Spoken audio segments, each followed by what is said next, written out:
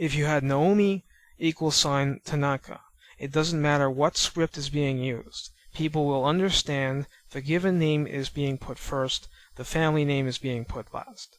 In katakana for my name, or hiragana for our fictional Naomi's name, it would look more dramatically wrong. It would seem odd. But in Roman characters, it just looks a little odd. It doesn't seem outright wrong like it would be in Japanese. Back to numbers, because I want to give people examples of the pronunciation of basic numbers. So I'm going to cover that right here. Numbers can be said differently depending on the context, and usually context here means compound words. Here we'll avoid such complications for the moment, and we'll start with 0. Re. 1. Ichi. 2. Ni. 3. San. 4. Yon. 5. Go. 6. Roku. 7. Nana. 8. Hachi. 9. Kyu. 10. Ju. 11. Ju-ichi. 12. Ju-ni. 13. Ju-san. 14. Ju-yon. 15. Ju-go. 16. Ju-roku. 17. Ju-nana. 18. Ju-hachi. 19. Ju-kyu. 20. Niju. Now, this is why you have to be good in math in Japan. You can't even talk about numbers without knowing basic math. Ju-hachi is 10 Ju plus 8 hachi equals 18. Ju-hachi, 18. Niju is 2 ni times 10 Ju, 20. Niju, 20. 2 times 10. So what's 28 then? Niju hachi. Ni times Ju plus hachi. 2 times 10 plus 8 equals 28. Niju hachi. And now it is time for time. Jikan no jikan desu. And we'll cover the hours. 1 o'clock, ichiji. 2 o'clock, niji. 3 o'clock, sanji. 4 o'clock, yoji. Not yonji, yoji. Y-O-J-I. It's old usage. It's things that have been handed down to the modern Japanese people from centuries ago. So they just didn't change everything. They haven't modernized every aspect of the language. 5 o'clock, goji. 6 o'clock, rokuji. 7 o'clock, shichiji. Not nanaji, shichiji. And this is an old form of 7. Now, the movie The Seven Samurai, which I've seen a few times, which I have a DVD of, we don't say nananin no samurai. We say shichinin no samurai. The 7 samurai. But we would say nanairo for the 7 colors, the colors of the rainbow. 8 o'clock, hachiji. 9 o'clock, kuji. Not kyuji, kuji. So that's another old form plus the ji suffix. 10 o'clock, juji. 11 o'clock, ju-ichiji. 12 o'clock, ju-niji. 1 o'clock would be ichiji han.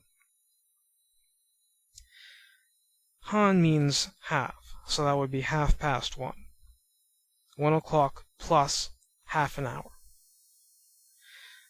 Now, when we say AM and PM, we would say it before the hour. So 3 AM would be gozen sanji. In point of fact, Japan doesn't even use a 12-hour system natively. Like the French, like many countries, it uses a 24-hour system. Like we would say in the United States, we would call it military time. There's 1800 hours.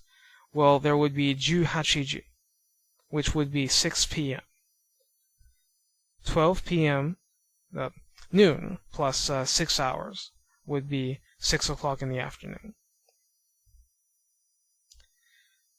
So, I don't want you to worry too much about that at this point. If you can say the basic times, even without AM and PM, if you can go through that, I think that's a significant step forward. Cheer, wave a pom-pom, celebrate.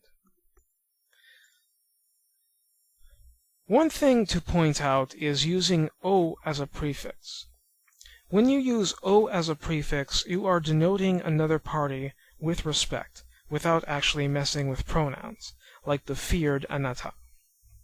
Now, it's not really feared, I'm just being funny, but it is an alternative to messing with those kinds of things. Therefore, we can ask this question, O namae wa nan desu ka? This means, what is your name? It is respectful, it's polite, and best of all, efficient. When you use O as a prefix, you are referring to someone other than yourself. The context will indicate who exactly, but it's definitely not yourself.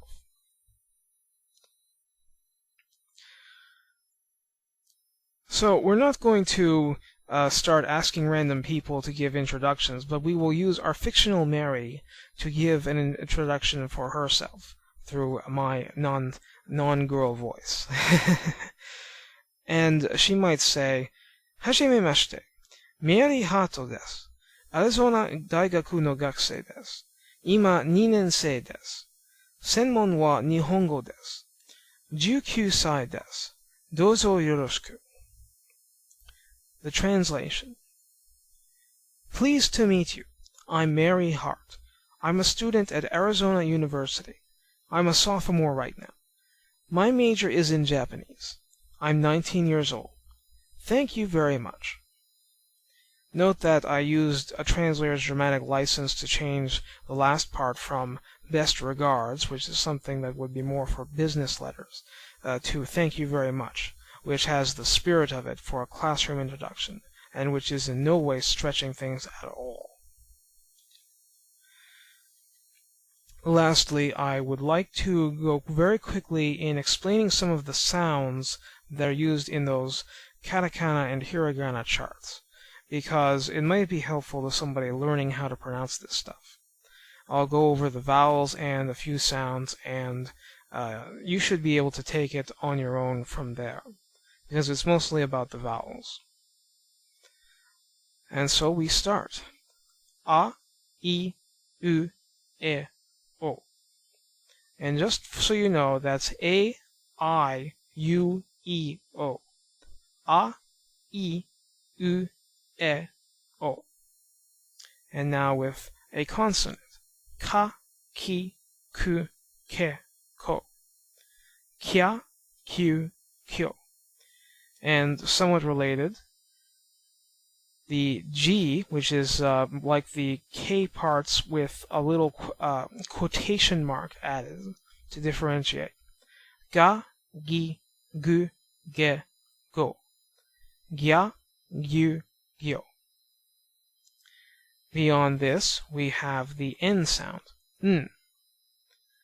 And as I have mentioned in the first class, in the first YouTube video, there is no differentiation with n that matters at this point in time, because the Japanese can often not hear it themselves, so you don't need to worry about it. And that's a wrap, and I want to thank everybody for listening, and hopefully I will see you in a classroom of mine someday. But even if not, I hope that this inspires you to learn more about this really wonderful language. It's just wonderful in its complexity, in its simplicity, in its various aspects. It's quite a merry-go-round.